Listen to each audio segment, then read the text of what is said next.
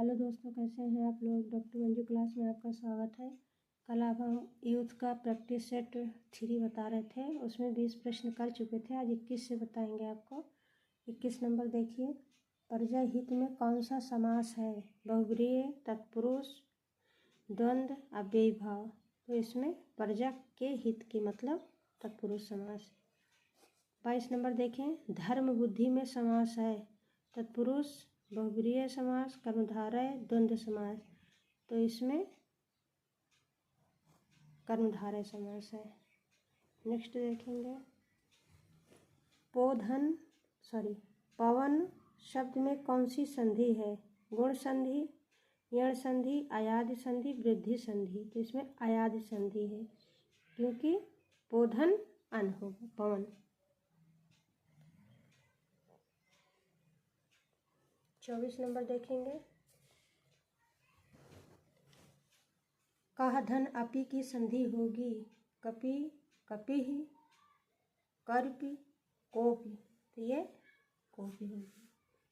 25 number देखेंगे, उच्छिष्ट शब्द का सही संधि विच्छेद होगा। उद्धन शिष्ट, उद्धन चिष्ट, उद्धन चिष्ट, उद्धन शिष्ट। तो ये उद्धन शिष्ट होगा।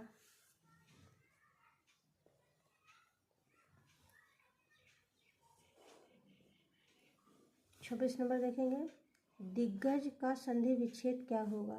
दिधन गज, दिग्धन जा, दिग्धन गज, दिग्धन गज। तो ये दिग्धन गज होगा क्योंकि अपने तीसरे में बदल जाता है, ये व्यंजन संधि है। तो गा का का हो जाएगा। 27 नंबर देखेंगे, उच्च श्रृंखल शब्द का संधि विच्छेद है। उच्च धन श्रृंखल, उत्धन श्रृंखल, उत्धन श्रृंखल, उत्धन श्रृंखल, उत्धन श्रृंखल। तो ये उत्धन श्रृंखल होगा। 28 नंबर देखेंगे, अत्याचार शब्द में कौन सी संधि है। दीर्घ, यण, गुण, वृद्धि। तो अतिधन चार, अत्याचार, ये यण संधि है। यावा। 29 नंबर देखेंगे, साधु आ रहे हैं। वाक्य में साधु का वचन निर्धारित कीजिए। एक वचन, बहुवचन, द्विवचन, इनमें से कोई नहीं। तो ये साधु हमेशा बहुवचन में होता है। कविता का बहुवचन है कविताएं, कविताएं, कविताइयाँ, कविताएं। तो ये कविताएं होंगे।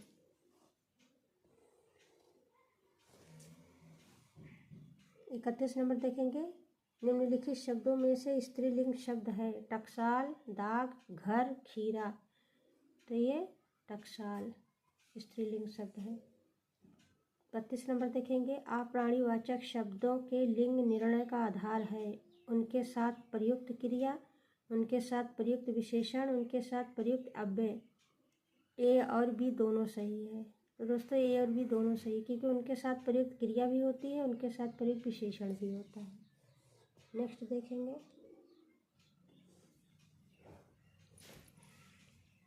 लिंग की दृष्टि से दही क्या है। स्त्रीलिंग, पुल्लिंग, नपुंसकलिंग, उभयलिंग। तो ये पुल्लिंग होगा।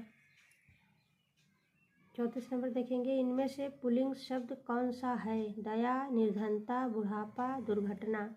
ये बुढ़ापा होगा क्योंकि दया होती है, निर्धनता होती है, दुर्घटना होती है।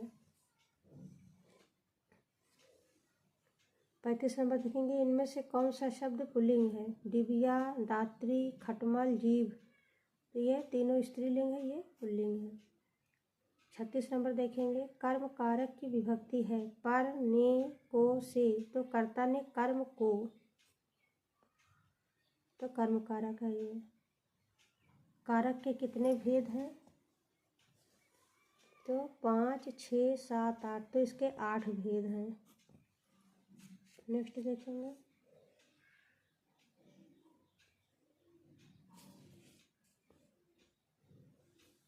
अड़तीस नंबर, निम्नलिखित वाक्यों में से एक में करण कारक की विभक्ति चिन्ह का प्रयोग हुआ है।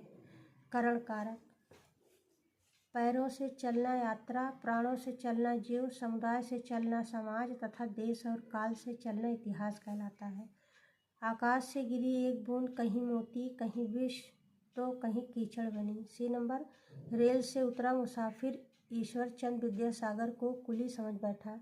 डी नंबर, पेड़ से गिरता सेब न्यूटन के द्वारा स्थापित गुरुत्वाकर्षण सिद्धांत का आधार बना। इसमें पहला सही है, क्योंकि करण का मतलब है के द्वारा, तो पैरों से चलना, पैरों के द्वारा चलना यात्रा, प्राणों से चलना जीव, समुदाय से चलना समाज, देश और काल से चलना इतिहास। तो ये सब एक दूसरे से जुड़े हुए हैं, बाकियों में नहीं है, क्योंकि आकाश से गिरी एक बूंद वो अलग हो गया आकाश से गिर के बूंद। यहाँ पर अपादान कारक है। रेल से उतरा मुसाफिर, ये भी रेल से यानी ट्रेन से अलग हो गए विद्यासागर। पेड़ से पत्ता, ये भी सेब गिरा तो ये भी अलग हो गया, तो इसलिए पहला ही सही है। नेक्स्ट देखेंगे 39 नंबर,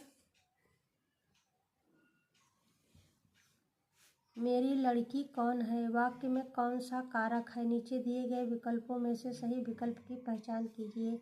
संबंध कारक, अधिकरण कारक, संप्रदान कारक, कर्ता कारक। तो ये संबंध कारक है, क्योंकि मेरी लड़की, उसकी लड़की का संबंध मुझसे है, तो इसमें काकी के छिपा हुआ है। नेक्स्ट देखेंगे 40 नंबर, निम्नलिखित में से कौन सा शब्द विशेषण है। मेजपोश, मिठास, सौतेला, सरलता। तो ये विशेषण है। 41 नंबर देखेंगे, वो ऊपर नीचे जाता रहता है, वाक्य में अव्यय पद है। वह जाता रहता है ऊपर नीचे, तो ये ऊपर नीचे, क्योंकि ये अविकारी शब्द है, बदलेगा नहीं इसका रूप। जिसका रूप ना बदले, जो जैसा का तैसा ही रहे, क्योंकि जो बहुवचन न बने वो विशेषण होता है, वो अव्यय होता है, यानी कि अविकारी शब्द। जैसे 42 नंबर में देखिए, राम धीरे धीरे टहलता है, वाक्य में क्रिया विशेषण क्या है, क्रिया की विशेषता कौन बता रहा है। राम टहलता धीरे धीरे, तो ये धीरे धीरे, क्योंकि टहलना की क्रिया है, कैसे टहलना, धीरे धीरे। 43 नंबर देखेंगे, किस शब्द भेद का प्रयोग नाम पद के स्थान पर नहीं होता है। सर्वनाम, जातिवाचक, विशेषण और क्रिया। तो सर्वनाम ये भी नाम के स्थान पर होता है, विशेषण भी होता है, जातिवाचक है ही है, तो ये क्रिया नहीं है। 44 नंबर देखेंगे, निम्नलिखित में से एक कथन सही है। सभी स्वर सघोष होते हैं, सभी स्वर अघोष होते हैं, सभी स्वर सघोष और अघोष दोनों होते हैं, सभी स्वरों में घोषित नहीं होता, तो ये सही है। 45 नंबर देखेंगे, इनमें से कौन सा युग्म अघोष ध्वनि है। ग, घ, डा, ढा, पा, फा, दा, धा। तो ये अघोष ध्वनि पा और फा है, क्योंकि पहला दूसरा होता है।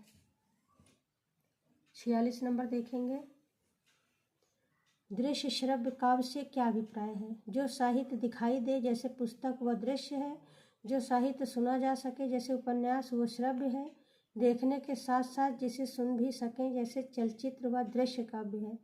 दृश्य काव्य जैसे नाटक, श्रव्य काव्य जैसे कविता कहानी।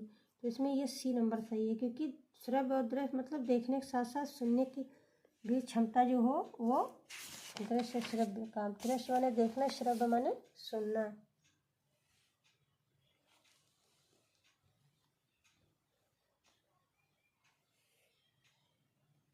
उनचास नंबर 47 नंबर देखेंगे, मुस्लिम शासकों के समय भारत में न्यायालयों की भाषा कौन सी थी। मुस्लिम शासकों के समय भारत में न्यायालयों की भाषा कौन सी थी। उर्दू, संस्कृत, हिंदी, अरबी, फारसी। तो सभी को पता होगा अरबी फारसी थी।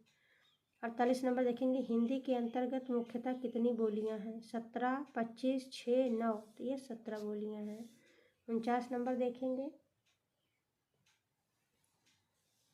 पावरी इनमें से किस बोली से संबंधित है। ब्रज, खड़ी बोली, बुंदेली, अवधी। थे बुंदेली से संबंधित है। आज का लास्ट प्रश्न, कौन सी बोली पश्चिमी हिंदी की नहीं है। बघेली, कन्नौजी, ब्रज, बंगारू। तो ये बघेली नहीं है, क्योंकि ये पूर्वी हिंदी की है। धन्यवाद दोस्तों, मिलते हैं कल नेक्स्ट वीडियो में। हमारा वीडियो अच्छा लगे तो हमारे चैनल को सब्सक्राइब कीजिए। धन्यवाद।